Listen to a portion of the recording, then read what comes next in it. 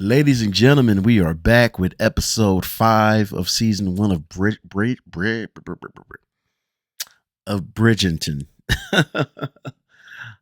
Called The Duke and I, are named, as I should say.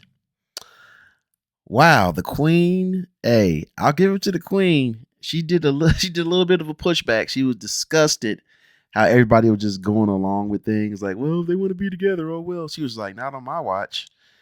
And she put up a mild fight. And you know, I think that I'm kind of glad it didn't drag out. They really could have drug it out the whole season. It could have been one of those things where a lot of deception. They could have even took it to the way of where there'd been death and all kinds of craziness going on. But I'm fine with them kind of just going ahead and talking to her.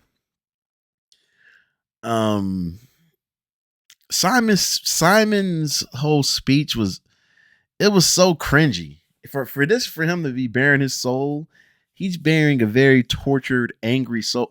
Simon is disgusted that he has found love. Isn't that weird? How are you angry that you're in love? Like I can't believe how much I care about you. And he has this snarl on his face, and like Daphne said, he would barely look at her and stuff. And he's like, I can't control myself. And it's like, dude, you're doing a pretty good job controlling yourself, being quiet and not talking. It's a sad world we live in. I hope nobody's going through this. Who want to be with somebody like this? Daphne is all idealistic, and then she starts having panic attacks when it starts getting real. It's like, yeah, we doing this. What's up? Let's go.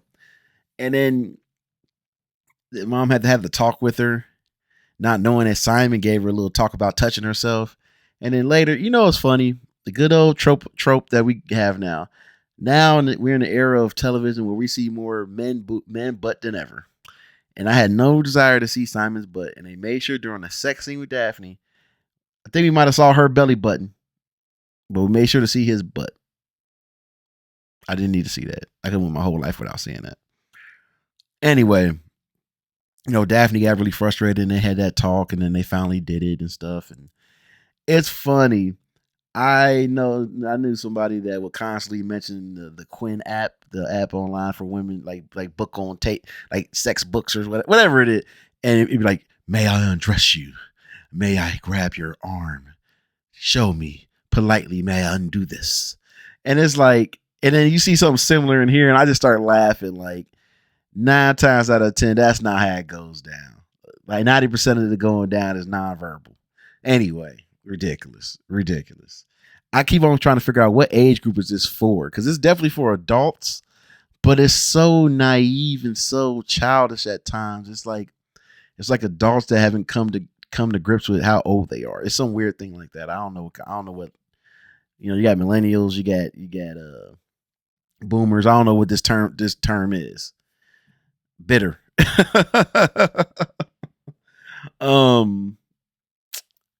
Who else? What else is going on? Oh, Anthony really tried to give it a shot to try to find Sienna. Sienna was like, I'm out of here. You too toxic. You too crazy. And I was proud that she left. I was really happy that she finally left and got out of there, because it was all too much. It was too much for her, and she did the right thing. Oh, the battle between Miss Thompson and Penn, as her nickname is, Penelope, is an interesting one. Penelope started hating on her, like, yeah, she can need to go with the old man. And the mom was like, yeah, maybe I would. And then Miss Thompson stood her ground, like, I'm gonna get the younger Bridgerton. I'm gonna get him. And then he wants to marry her, but he is honorable. He did. It's funny. The younger Bridgerton did what Miss Thompson should have did: be honorable and not lay down with somebody until everything is in place. You wouldn't have had this problem if you didn't have sex before marriage or courtship. Oh, anyway, hey, this the risk you take: either heartbreak, disease, or babies, or a little bit of both. Ugh. Anyway. So that was fun. That was hilarious. And now Penelope has shown that she is a jerk. Eloise, I say this every time I remember to say it now, I'll just be like, sit your ass down. You running around like you ain't even a good sleuth. You're not a good detective. You running around. You're a whistleblower. You're a whistleblower. You're the lady whistleblower, as I like to call her. And then she gonna tell the queen, what do you know? She could have told her a little bit. No, so I'm gonna tell you everything I know. Man, you gonna get whistleblower hung. Go goofy. Benedict Bridgerton. I literally said last episode, I said, I hope this ain't a party. And I made a joke. I was like, if this is on HBO, something like, it'd be a party. As soon as they bring it back, it's a party. They got orgies going on. And then he finds the painter guy. I forgot his name. The painter guy. He's hooked up with his secret male lover. Because he sees the dude later with his wife. And he's like, what? He's all confused. And Bridgerton hooks up. He ends up hooking up with two chicks, and one of them was Sienna's friend. I think that lady was wasn't she the seamstress or something like that too? Because it's funny how some characters be in the background during the season, and then you kind of notice them, but you don't notice them, and then they start to come forward with names and everything. And that's what I noticed too. This show does a lot of things where you don't know somebody's name, and then a little bit later, a couple episodes later, their name pops up. Where you're like, oh, you got a name, which is kind of cool. But yeah, dang, he in a party. He about to get turned out. He might have Anthony was dealing with the stress of running his family.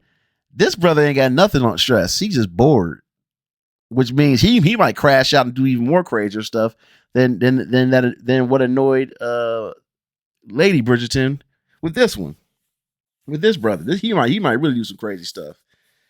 Let's see. Is there anything else? Well, it's a little side thing, but if Daphne was smart, she would have tried to hook up Casita, whatever that girl's name that's called her in the garden. She would have directly tried to hook her up with the prince, but she got her own problem, so she ain't even thinking about her. So that is what it is. We will see where this goes. Well, I just don't. I don't know what else could happen. It's a mess. It is a mess. Take care. Oh, let me say something right now. I was so mad when they had that wedding and it was so tiny. It barely had anybody in it. And I was like, this is some bull. Like, you call this a wedding? This wedding is trash. This wedding is pathetic. And then they had the reception, which was gigantic, and they had a whole bunch of people. So, okay. You know, I personally would like a small wedding and a big reception, but I just thought because they were like higher class, I thought it was going to be more stuff. Well, now I'm done. Take care.